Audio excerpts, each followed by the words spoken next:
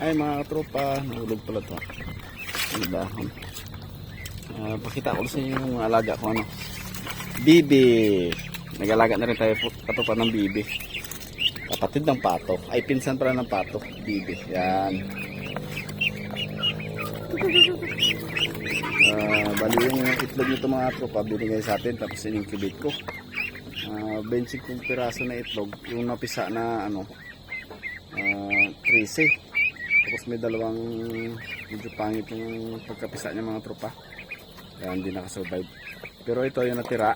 10 ata ito natira mga tropa kasi nung paglagay ko, sisiw pa lang. Lumulusot sa butas. Yun, nakawala. Kinain ng aso. Kaya ngayon, nilipat ko itong mga tropa sa loob. Pero lumalaki na sila. Kaya binalik ko na dito sa kulungan nila. Grabe ka, ano naman itong bibi natin.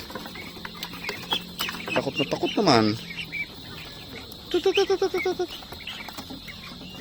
Sige mga tropa, natatakot yung bibi natin.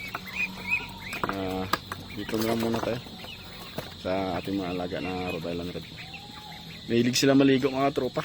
Lagi dapat may tubig lagi itong ano nila, Banggana. Mga tropa, salamat. Kita-kit sa next vlog natin. Thank you.